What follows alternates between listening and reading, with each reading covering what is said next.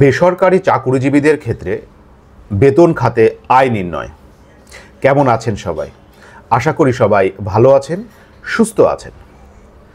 আমরা যারা return submit করি এর একটি বড় অংশই চাকুরি খাতে আয় হিসেবে আয় দেখিয়ে আমাদের রিটার্নটি সাবমিট করি, যেটি করতে যেয়ে আমাদের বিভিন্ন সময় বিভিন্ন বিষয়ে দ্বিধা দেখা দেয়।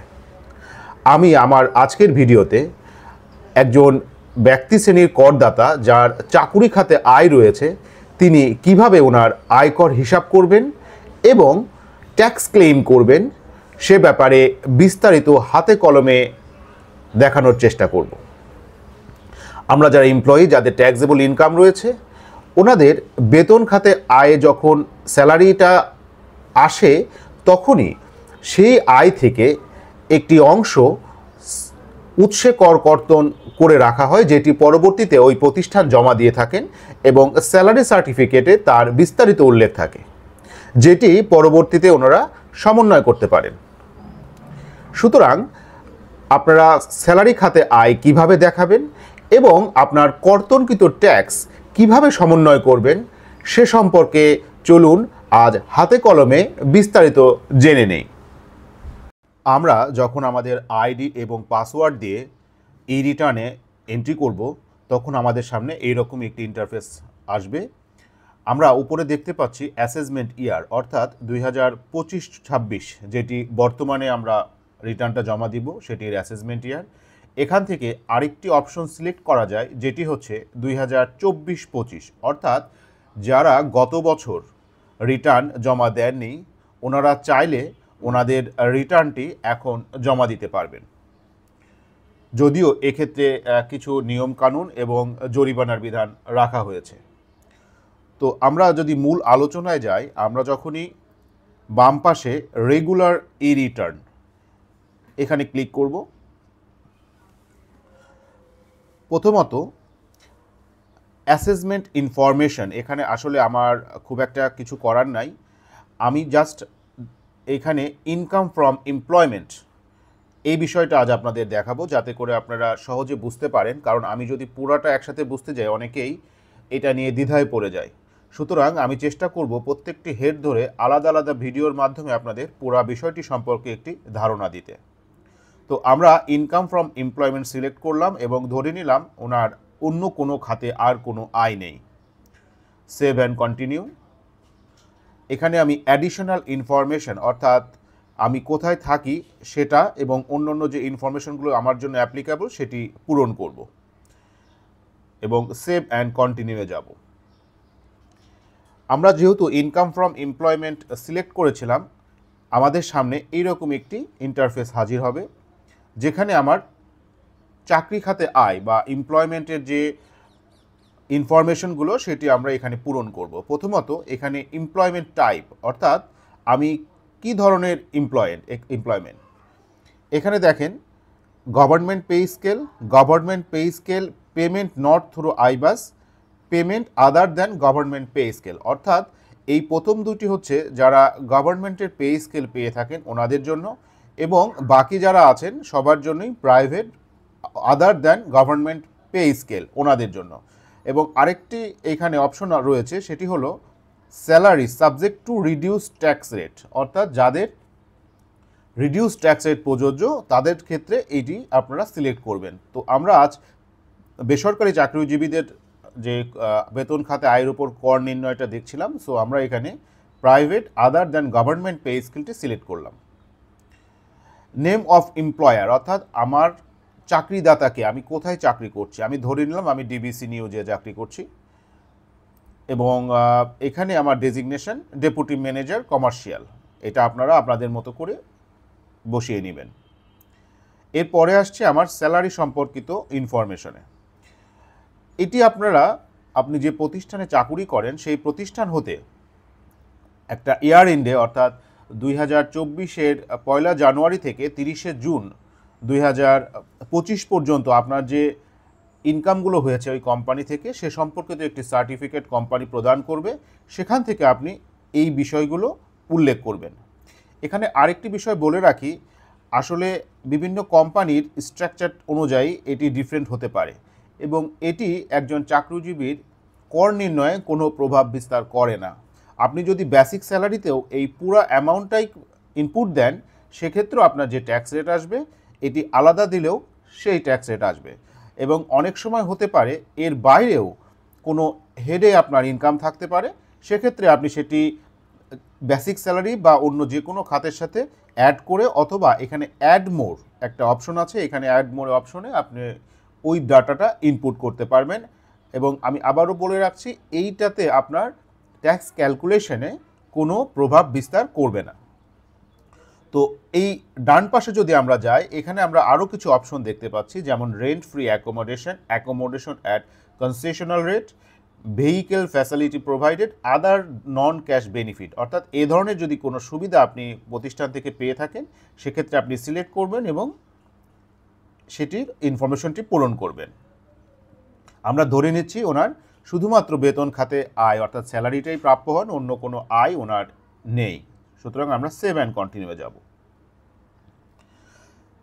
আমরা যদি এখন অ্যাসেট অ্যান্ড লায়াবিলিটি পোর্শনে যাই, এইখানে আমরা দেখেন আমরা শো ইনকাম করেছি 3,90,333 টাকা। আমরা জানি একজন পুরুষ শ্রেণীর ব্যক্তি করদাতার বর্তমানে 3,50,000 টাকা পর্যন্ত ট্যাক্স এক্সাম্পশন রয়েছে।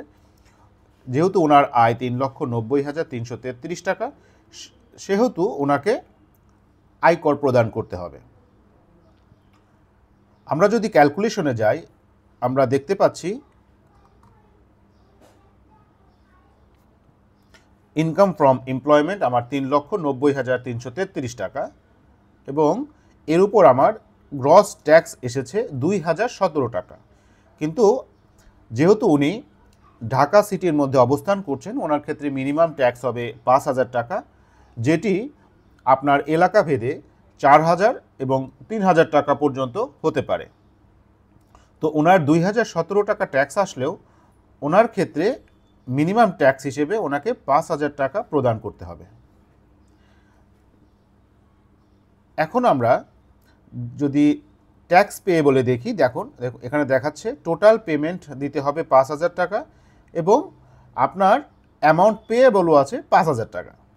তাহলে এই 5,000 টাকা ইদার আমাকে চালানে জমা দিতে হবে, অথবা আমার যে এমপ্লয়ার উনি যে আমার ট্যাক্স সার্টিফিকেট দিয়েছেন, সেখানে যদি ওনার কোনো ট্যাক্স কর্তন করা হয়ে থাকে, সেক্ষেত্রে সেখান থেকে আমরা সেই টাকাটি অ্যাডজাস্ট করতে পারবো। যেহেতু ওনার আয় ট্যাক্সেবল ইনকাম রয়েছে, সেহেতু ব্যাংক ওই প্রতিষ্ঠান অবশ্যই ওনার বেতন হতে প্রতি মাসে নির্দিষ্ট পরিমাণ একটি অর্থ আয়কর বাবদ কেটে রেখেছে। ধরি ওনার বেতন থেকে 5,000 টাকা আয়কর বাবদ কর্তন করা হয়েছে। সুতরাং আমরা এখন সেই টাকাটি সমন্বয় করব। আমরা দেখুন এখান থেকেই আপডেট ট্যাক্স পেমেন্ট স্ট্যাটাস এখানে যাব। এখানে গেলে নতুন একটি ইন্টারফেস আমাদের সামনে হাজির হয়েছে, যেখানে আমরা আমাদের পূর্বে প্রদানকৃত ট্যাক্স সমন্বয়ের জন্য ইনপুট দিতে পারবো। তো আমরা যদি বাম পাশে যাই, claim source tax, claim AIT এবং tax paid with return. Tax paid with return হচ্ছে যদি আমার এমপ্লয়ার কোনো ট্যাক্স কেটে না রাখতো এবং আমাকে নিজেই ট্যাক্সটা প্রদান করতে হতো, সেহেতু সেই সময়টা আমরা এই অপশনটি দেখব। ক্লেইম এআইটি সাধারণত গাড়ির ক্ষেত্রে বিভিন্ন সিসি অনুযায়ী আয়কর কেটে রাখা হয়, যেটা আমরা এখান থেকে সমন্বয় করতে পারি।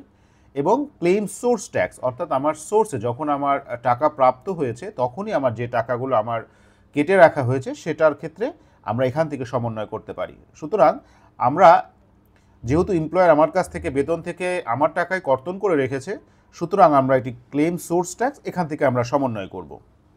এখানেও দেখুন স্যালারির ক্ষেত্রে দুইটি অপশন রয়েছে, যেটা আই বাস প্লাস প্লাস এবং স্যালারি আদার্স। যেহেতু আমরা বেসরকারি চাকরিজীবীদের আয়কর রিটার্ন পূরণ করছি, সেহেতু আমরা স্যালারি আদার্সে যাব।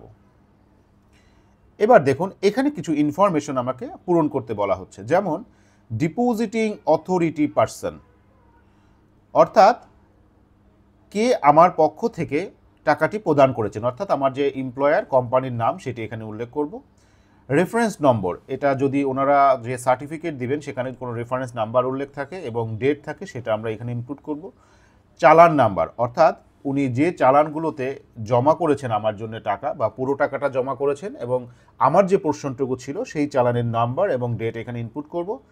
চালান অ্যামাউন্ট, অর্থাৎ ওই চালানের মানে মোট কতটা অ্যামাউন্ট ছিল, অর্থাৎ একটি প্রতিষ্ঠান যখন স্যালারি বাবদ টিডিএস কর্তন করে এবং ব্যাংকে জমাদান করে, সাধারণত ওনারা যেটি করেন, ওনারা সকলের স্যালারি একটি চালানের মাধ্যমে জমা দেন এবং সেখান থেকে যখন সার্টিফিকেট প্রদান করেন তখন ওই মূল অ্যামাউন্ট এবং ওনার কতটুকু পোর্শন সেটি উল্লেখ করেন।